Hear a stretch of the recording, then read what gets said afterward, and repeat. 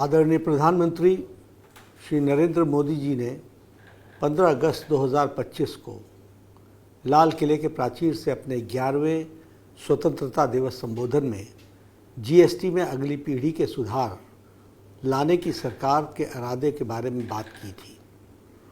उनके यशस्वी नेतृत्व में केवल 20 दिन में ही जीएसटी काउंसिल ने ऐतिहासिक सुधार करते हुए तमाम जरूरी वस्तुओं पर टैक्स या तो ख़त्म कर दिया या फिर काफ़ी कम कर दिया है।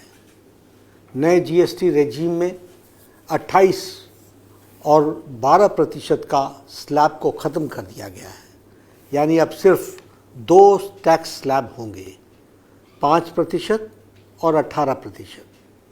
मैं इस ऐतिहासिक नेक्स्ट जनरेशन जीएसटी रिफॉर्म्स के लिए आदरणीय प्रधानमंत्री श्री नरेंद्र मोदी जी का हार्दिक अभिनंदन करता हूँ।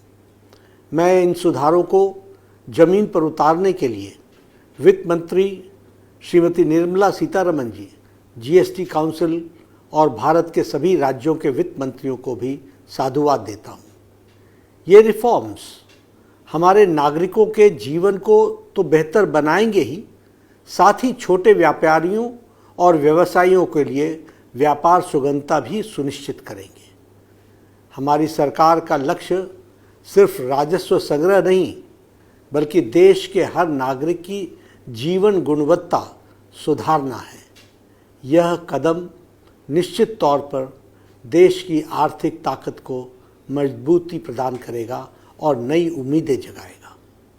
दूध, आटा सहित रोज़मर्रा की कई वस्तुओं पर जीएसटी को ज़ीरो कर दिया गया है।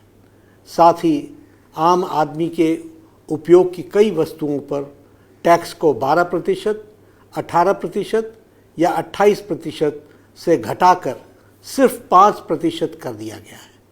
इससे रोज़मर्रा की उन आवश्यकताओं की कीमतों में भी भारी गिरावट आएगी और आम जनता की जेब पर टैक्स का बोझ भी कम होगा। जीवन बीमा और स्वास्थ्य बीमा, यह भी जीएसटी को ज़ीरो कर दिया गया है।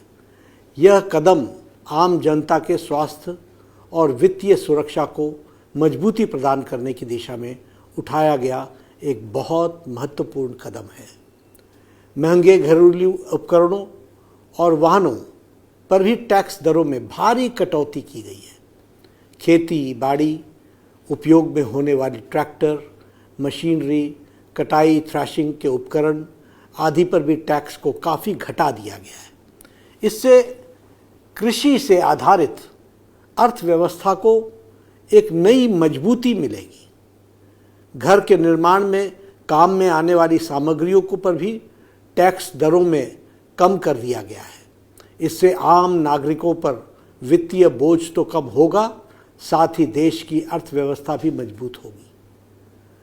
यूपीए सरकार जीएसटी लागू ही नहीं कर पाई थी क्योंकि राज्यों को तब की कांग्रेस सरकार पर भरोसा ही नहीं था।